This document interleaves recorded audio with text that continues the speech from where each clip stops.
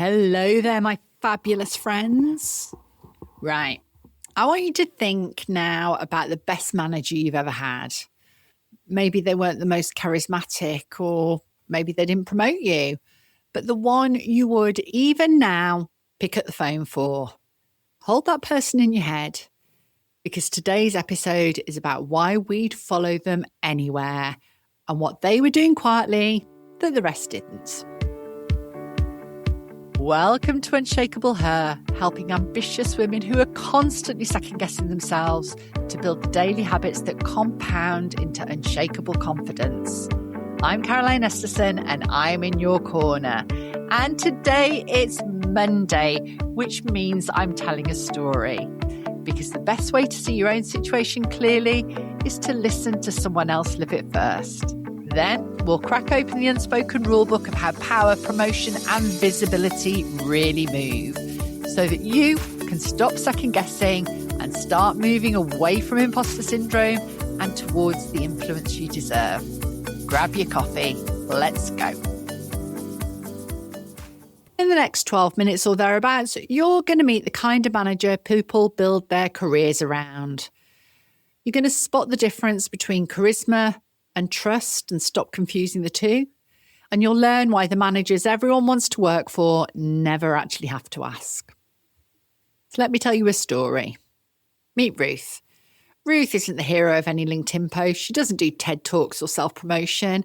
Ruth has on her desk a slightly dying spider plant called Brian and a chipped mug that says Brenda's 50th Sales Conference 2020. Ruth inherited a team and boy, that team was bruised. They were behind on numbers, fourth manager in 18 months, the kind of team that has stopped trying because frankly putting in the effort just gets the goalpost moved again and they've lost the energy to do anything more than just get on with it. Day one, Ruth doesn't do the speech. You know the speech? The rah-rah that goes something like, I'm here now, hallelujah. We're going to turn this around together and I have an open door ready to hear about anything that is on your mind. 3 managers had already done the speech. The team were hopeful with the first, rolled their eyes at the second and didn't even bother to react to the third. Needless to say, no one took advantage of the open door policy. Ruth chose to do something else. She took her time. She listened and observed. 4 weeks, one-to-ones, no agenda, just a notebook and a pen, and an open mind and a thoughtful, caring approach. Now, the first round of listening, Ruth got nothing, but she expected that. The team gave her safe answers. Oh, it's all right, a few process bits, nothing major. Because a worn-down team doesn't trust anyone with a notebook on day 3. They've seen notebooks before, and those notebooks, well, they didn't help. So Ruth did the next thing, the thing that mattered. In week 3, in a team meeting, she said the elephant out loud. She said, I know you've had 4 managers in 18 months. I know that the last set of changes didn't deliver what it promised.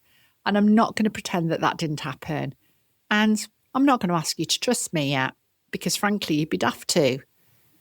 But this is what I've noticed. She went on to explain that she sees how much pressure they're under, that the systems are causing frustration and that the goalposts keep changing. She acknowledges how frustrating that is. She says more, but what's really interesting is about the goalposts. She goes on to explain that she's been doing a bit of investigating and she realises that the projects the team are working on, and she can see that on 2 of them, the project lead is utterly overwhelmed. So she had a little chat with them directly to explore how their lack of oversight is causing a massive chain reaction. And together, they've considered some solutions that they're working through to try and rectify the situation. This is being presented to the board the following week. In the meantime, if there is any specific challenges they have, please let her know so she can feed them into the solution. Silence. The kind where people look at their laptops to check whether they've actually heard correctly. Then Marie smoke. Now, every team has a Marie. 15 years in, outlasted 4 managers, ran a quiet rebellion from her desk and the kettle. Marie said, right then, Ruth, so what are you going to do about the CRM then? And Ruth replied, I don't know, but tell me more. I can see that it's problematic, but I want the details so I can go and sort this straight away. Give me a couple of days. Now, pause there, because before we see what Ruth did next, we need to talk about why everything Ruth has done so far breaks all the rules. The unspoken rulebook. Know the rules, own the game. Yep, it's time for the unspoken rulebook. The rules nobody wrote down, but everyone's talking about. And this one on genuine followership, the rulebook is spectacularly wrong. There are 3 rules. All of them on closer inspection are total nonsense and belong to history. Rule 1. A new manager has to establish authority quickly. Come in strong, set the tone. Let them know who's boss in the first fortnight or you'll never get it back. We've all been told this. Some of us have been told it on a course that cost the company $3,000. Here's the thing. Let me tell you about early in my career. We had a new MD come into the business. I was working for an insurance company and there was a lot of buzz about him. They'd brought in the big gun from overseas. I was excited because the previous MD had felt a little bit like a placeholder and we were ready for someone with real vision. This was the man, apparently. He called an all hands, 500 of us crammed into the staff restaurant, poised, expectant. He did do the big speech. He talked about progress. There was a bit of shuffling. And then he leans into the mic and says, really confidently, we are going to be innovative followers. Innovative followers? What on earth? I just collapsed. What did that mean? 500 of us looked at each other like, did he mean us? Are we the innovative followers? Is that really his vision? Needless to say, we were less than inspired. He lasted no longer than 12 months. And here's what that taught me. You can't speech your way into followership. Trust gets built in the small stuff long before anyone follows you anywhere. That grand inspiring entrance is usually where new leaders lose everybody, not where they win it. So that rule's wrong. Come in strong, set the tone, establish authority. Sounds more like leadership, but it isn't. It's based on an old authority system that just doesn't cut it anymore. And Ruth did the opposite, didn't she? Ruth said on the record, you'd be daft to trust me yet. Which, by the rule book, is actually career suicide. By reality, it's the only sentence that could have unlocked that team, because authority you announce is authority you don't have. Authority you earn is authority nobody can take off you. The rulebook confuses the two and gets a lot of new managers tied up in knots in their first 6 months. Rule 2. Good managers have the answers. When someone asks you a direct question, you better have a direct answer or at minimum a confident-sounding holding statement. Hesitation is weakness. I don't know is the death of credibility. Also wrong. Ruth's answer to Marie was, I don't know yet. I'll find out in 2 days. 11 words. 2 of them, I don't know, are the words the rulebook tells you never to say out loud. And yet that sentence did more for Ruth's credibility in that room than any clever answer could have, because the team had been lied to confidently for 18 months. They were not in the market for a confidence speech. They were in the market for honesty with a deadline attached. There's a big difference. Rule 3, lead from the front. Be visible, be the energy, be the voice, set the vision, and inspire. Wrong. Or at least dangerously incomplete, because the managers we genuinely follow aren't usually leading from the front. They're standing slightly behind us with a hand on our back, making sure we get the credit when it goes well and stepping in front of us when it doesn't. That's not a posture the rulebook teaches. The rulebook teaches a posture that looks great on a stage and gets you precisely 0 followership in a corridor. So here's the thing about the rulebook on this topic. It was written for a version of leadership that's about being seen leading.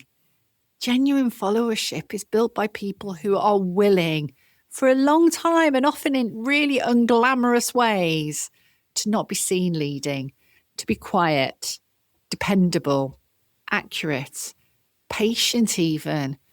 The rulebook can't sell you a course on that, so it doesn't try. So let's get back to Ruth, because Thursday is coming, and Thursday is where it gets harder. Thursday came, Ruth came back. She didn't have the CRM sorted. Of course she didn't. But she had 3 named people, a date in the diary, and the answer to one question Marie hadn't asked but had been thinking. Marie nodded just once. The team saw that nod. The notebook stopped being a notebook and started being a contract. Now, 3 weeks later, the true test came. The team missed a deadline because a brief change 2 levels above Ruth late in the day, and the team didn't have time to pivot. Ruth's boss called a meeting for the post-mortem. The whole team was there. "What happened?" he hollered. This is the moment. Every manager has one of these in the first 100 days. The moment where the rule book whispers in your ear, "Protect yourself." Ruth, knowing exactly whose decision had moved the goalposts, knowing she could absolutely have got away with naming them, looked at her boss and said, "We didn't get there in time. That call was mine.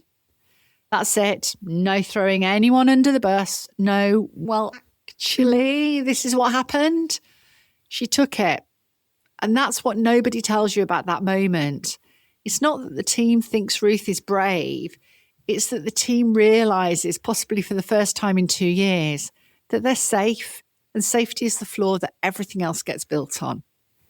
Meanwhile, and this is the bit that takes the most nerve of the lot, Ruth's boss was asking for a win story 6 weeks in. "Where's the turnaround, Ruth? Where's the new energy? Where's your plan?"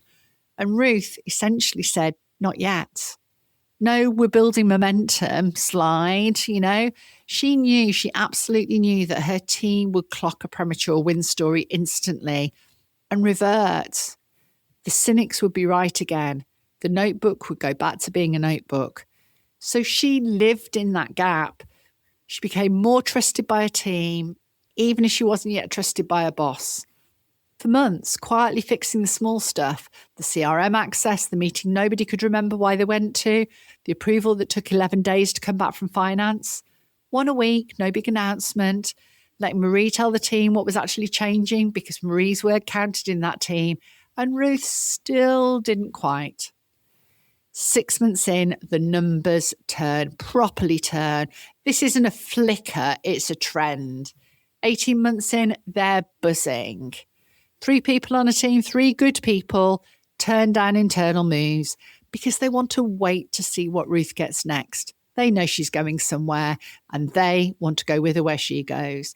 That, my friends, is followership. Not loyalty to the company, not loyalty to the role, a specific, freely given, slightly stubborn willingness to back someone because of what they actually did when no one was watching. And it's often earned in the smallest, most boring, most patient ways possible. Now, I'm going to tell you about someone called David Hood, because whilst Ruth is a story, David is the actual proof. I've had good bosses in my time. I've had bad bosses, and frankly, I've had bosses that I really can't remember. That says it all, doesn't it? But I've had one boss, one in all my years, who 30 years on is still the person I think about when something at work is genuinely hard. I'll be sat in a meeting in 2026 with a problem in front of me and I think, what would David do? David was my boss in the early 20s. I was a sales assistant at Habitat, and at that time I was 19. I wasn't thinking about a career. I wasn't thinking about building a personal brand or visibility. I didn't have a 5-year plan.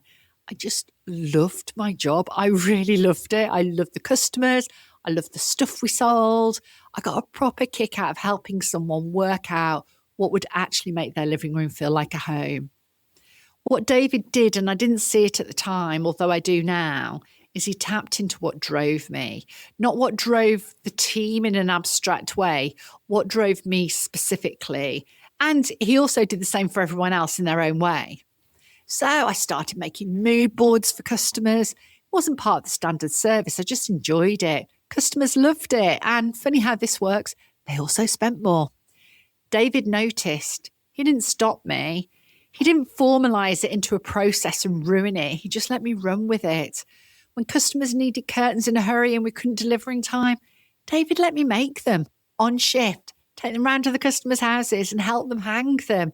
Now, the lawyers would probably have an absolute field day with this today, and quite right so, but in 1990-something, David let me do it.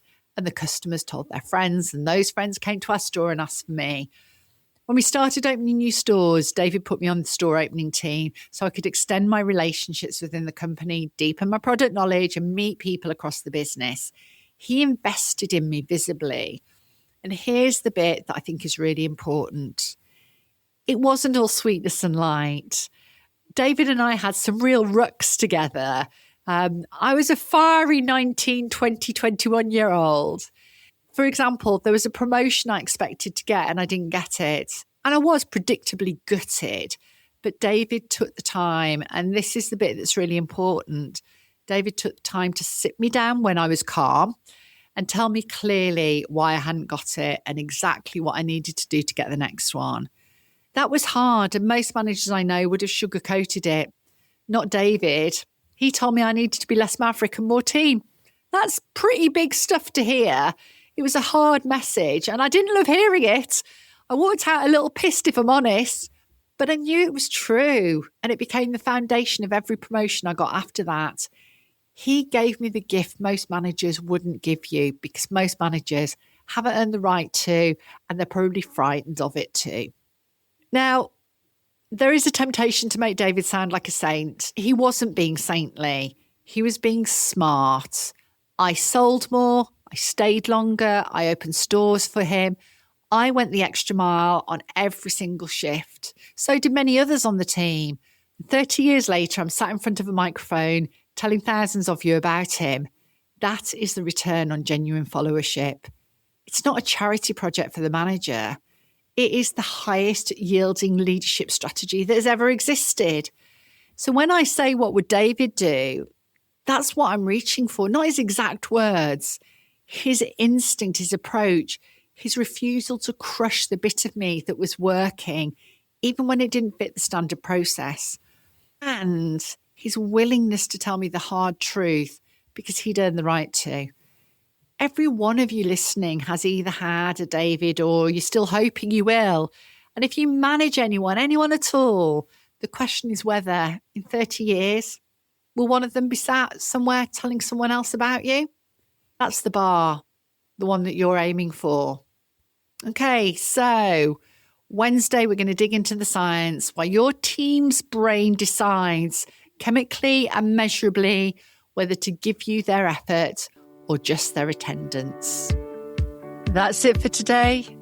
But before you go, if a woman came to mind while you were listening, maybe the one who's stuck, the one circling a promotion, the one you know is quietly wondering if it's just her, send her this episode. Because she gets to feel less alone and you get to be the woman who refused to let her stay stuck, who reached back instead of scrolling on. Be in her corner like I'm in yours. See you Wednesday.